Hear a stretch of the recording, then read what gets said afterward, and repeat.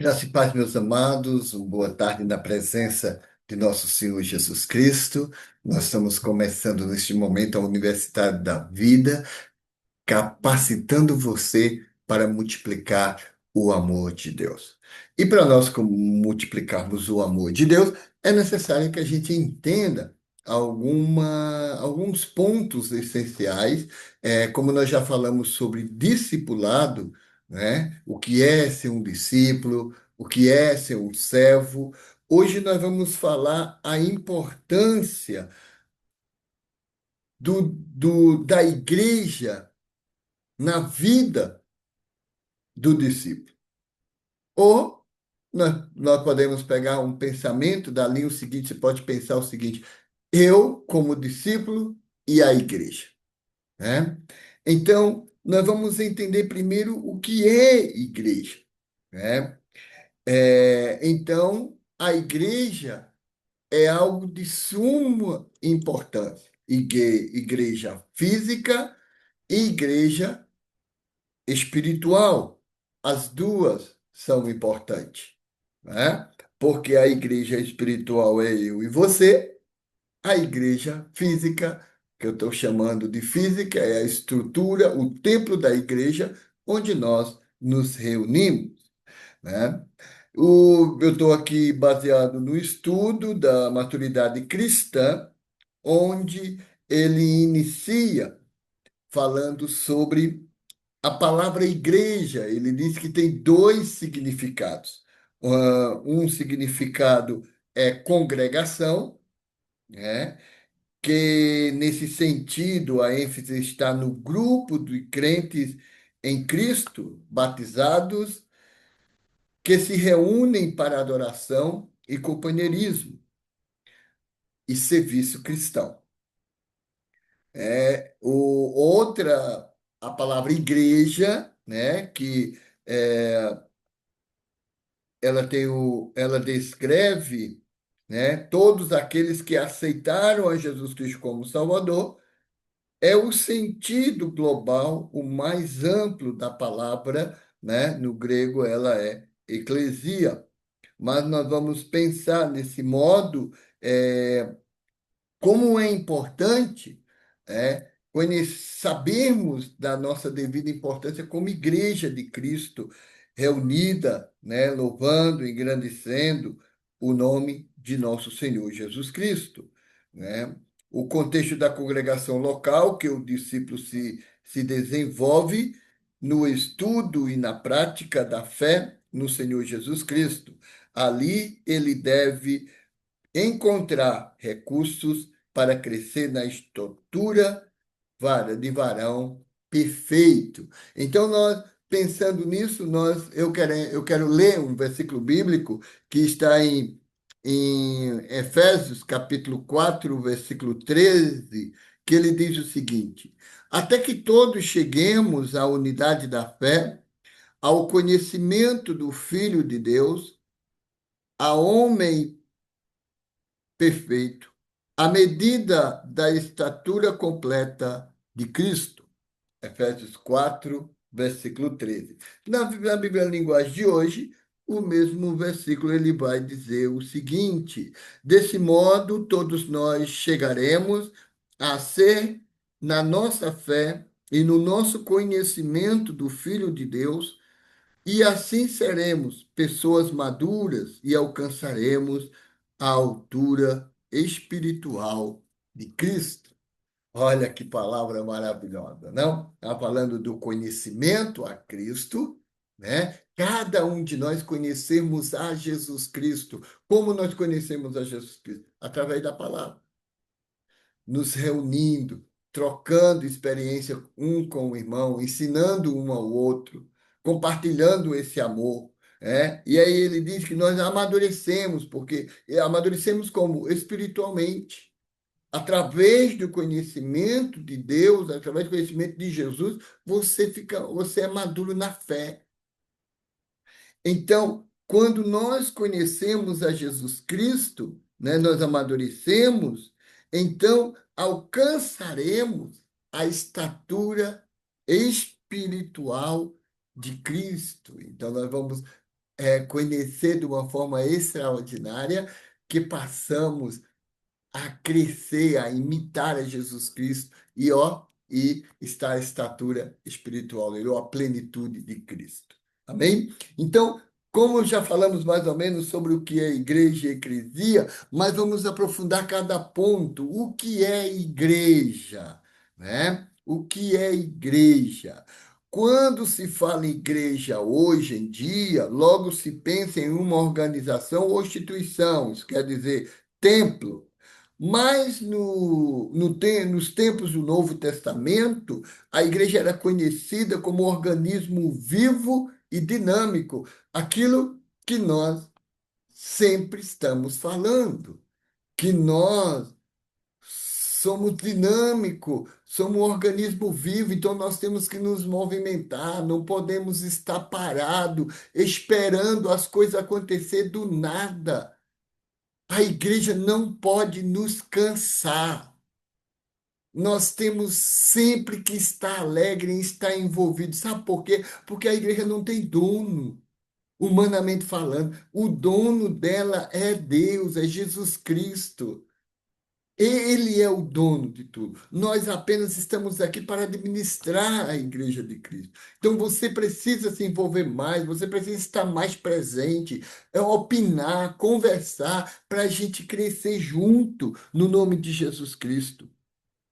Então, meus queridos, o próprio significado da palavra igreja, que é derivada do grego, a palavra é eclesia, né? Dá-nos uma ideia de dinamismo de sua existência, pois o significado do grupo daqueles que foram chamados para fora. Então, nós nos reunimos no templo da igreja, né? Mas nós somos chamados para fora, para ser igreja até os confins da terra, ser igreja em meio às trevas, né? Nós não podemos parar. A comparação como o povo de Israel, que foi chamado para fora do Egito, é lida extraordinária, né? É uma linda e extraordinária história, né? Deus chamou-nos para fora do poder do pecado, constituirmos o corpo de Cristo na face da terra. Como um corpo, temos uma função ou uma missão a desempenhar. As seguintes expressões no texto vão ajudar-nos a compreender o que é uma igreja de Jesus Cristo. Então, nós não podemos estar parados, nós temos que estar em movimento, fazer, cumprir o propósito de Deus. Uma igreja é um grupo de companheirismo, precisamos estar juntos, nós temos que acabar esse individualismo. Essa coisa que pensar que no nada vai dar certo no nosso meio. Vai sim, porque nós dependemos do Espírito Santo de Deus. Atos 2:42 é forte essa palavra. Não sei se você lembra dessa palavra, mas se você não lembra, procure aí na sua Bíblia. Atos 2:42 é um texto que fala forte ao meu coração e creio que fala forte ao seu coração, onde o texto nos diz assim, ó, e todos continuavam firmes segundo os ensinamentos dos apóstolos, vivendo em amor cristão, partindo pão juntos e fazendo orações. Então, queridos, não podemos parar de meditar, de perseverar, de estar junto, meditando na palavra, né? Na Bíblia NVT, ele diz: todos se dedicavam de oração ao ensino dos apóstolos, à comunhão, ao partir do pão e à oração. Então, nós precisamos estar juntos, seja online, seja presencial, de acordo com o momento. Nós não podemos, eu só vou participar se for presencial, ou eu só vou participar se for online. Não, nós temos que estar vulneráveis aos acontecimentos, porque nós somos um corpo de Cristo. A minha mão não faz apenas o que ela quer. Ela faz o que o todo o corpo quer. E nós somos o corpo de Cristo, nós dependemos do Espírito Santo de Deus. Meus queridos, é, então nós precisamos estar perseverando no ensino da palavra de Deus, né? Uns com os outros, ensinando uns aos outros, amando uns aos outros. O capítulo 3 de Colossenses, ele também nos fala algo extraordinário. Capítulo 3 versículo 12 a 21. Capítulo 3 de Colossenses, versículo 12. O texto vai chamar a nossa atenção para o seguinte: ele diz a seguinte palavra: visto que Deus os escolheu para ser seu povo santo e amado, revistam-se de compaixão, bondade, humildade, mansidão e paciência. Sejam compreensivos uns com os outros e perdoe quem os ofender. Lembre-se de que o Senhor os perdoou, de modo que vocês também devem perdoar. Acima de tudo, revistam-se do amor, que une todos nós em perfeita harmonia. É uma exortação, meu querido, que nos exorta a perseverar e a praticar o amor de Deus, uns com os outros, compreendendo, lembrando sempre do Senhor, do modo que ele nos perdoou, devemos perdoar, né? E acima de tudo revestir-se desse amor que une todos em perfeita harmonia. Então, meus queridos, nós precisamos, como Igreja de Cristo, praticar a comunhão. É? Essa palavra ela descreve bem o relacionamento que deve existir entre os crentes no amor de Jesus Cristo. Todos devem considerar-se iguais e se amarem mutuamente. Meus amados, você pertence a uma nova família, a família de Deus. É realmente maravilhoso ser um crente em Cristo Jesus, ser um servo de Deus. Uma igreja é um corpo. É tremendo essa analogia entre o corpo e a igreja de Cristo, eu e você. O corpo é formado de várias partes, a saber, cabeça, tronco, membro, né? Mas nenhuma dessas partes tem vida própria ou independente uma da outra. Todos trabalham juntos. É interessante, porque a vontade do corpo, porque todo corpo obedece à cabeça. E nós precisamos obedecer à nossa cabeça, que é a cabeça do corpo de Cristo, Jesus, né? Então, assim acontece com a igreja, corpo de Cristo. Existem muitos diferentes membros, mas todos trabalham juntos sob a liderança do Espírito Santo, né? Colossenses, no capítulo 1, no versículo 18, ele vai falar mais ou menos isso. Ele vai dizer o quê? Vamos ler lá. Ó, ele é a cabeça. Quem é a cabeça? Jesus. A cabeça do corpo, que é a igreja. Ele é o princípio supremo sobre os que ressuscitam dos mortos. Portanto, ele é primeiro em tudo. Então, está falando de Jesus Cristo. Jesus Cristo é a cabeça do corpo. Ele é aquele que é o princípio, que ele é tudo, né? Em nós. Portanto, ele é o primeiro em tudo. Jesus Cristo. Isso é ser igreja, né? Depender do Espírito Santo de Deus. É muito importante quando nós decidimos isso.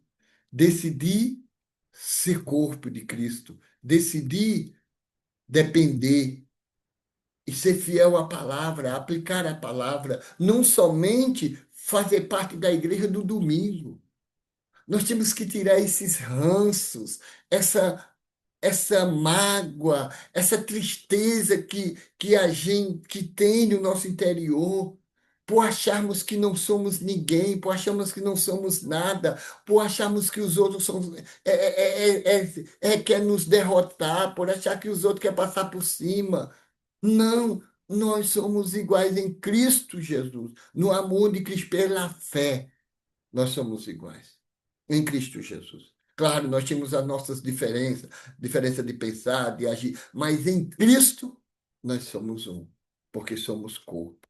Meus queridos, Romanos, o capítulo 12, no versículo 3 e 9, o texto ele diz assim: com base na graça que recebi, eu dou a cada um de vocês a seguinte advertência: não se considerem melhores do que realmente são. Antes, sejam honestos em sua autoavaliação, medindo-se de acordo com a fé que Deus nos deu. Da mesma forma que o nosso corpo tem vários membros, cada membro uma função específica. Assim,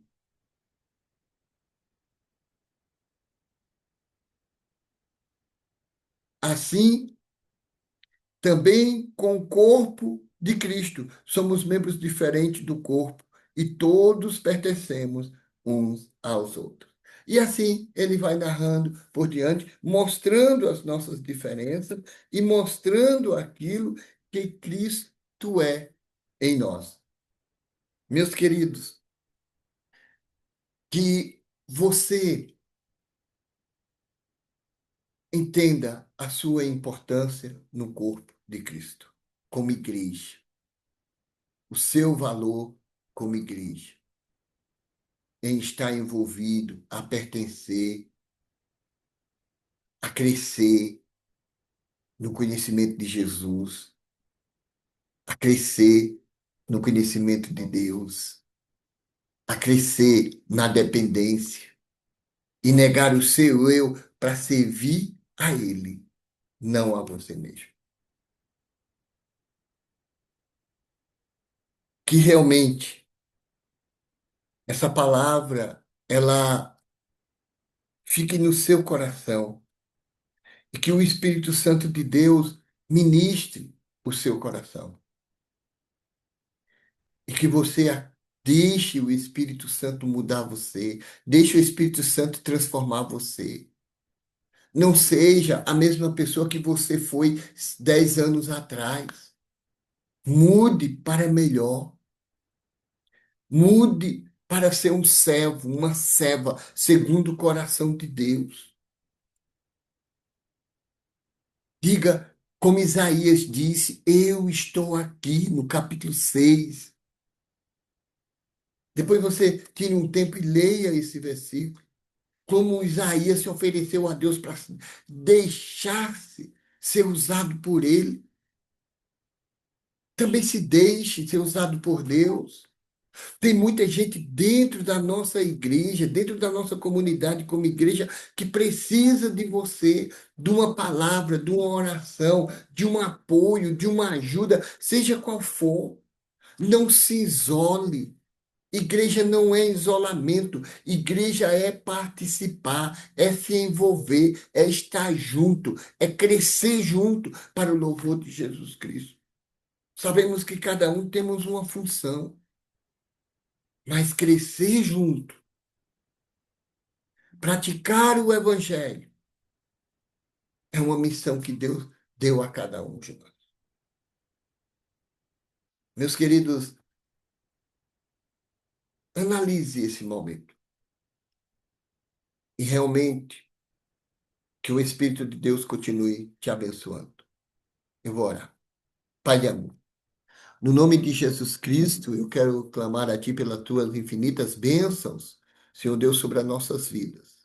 Pela bênção, Senhor Deus, da Tua igreja. Abençoa os Teus servos. Ó Deus, que cada um cresça no conhecimento a Jesus Cristo. Deseje, Pai, te conhecer e que humildemente eles tenham, Pai querido, um encontro real contigo a cada dia. E seja boca tua, ó Deus, até os confins da terra. Eu creio, Pai querido, em milagres. Eu creio, Senhor Deus, no teu operar, no teu trabalhar. Deus de amor, em nome de Jesus Cristo, ministra as nossas vidas como igreja, meu Pai. Eu agradeço a Ti, Pai bendito, pelas Tuas infinitas bênçãos, no precioso nome de Jesus Cristo. Amém e amém. Um grande abraço. Deus abençoe a sua vida.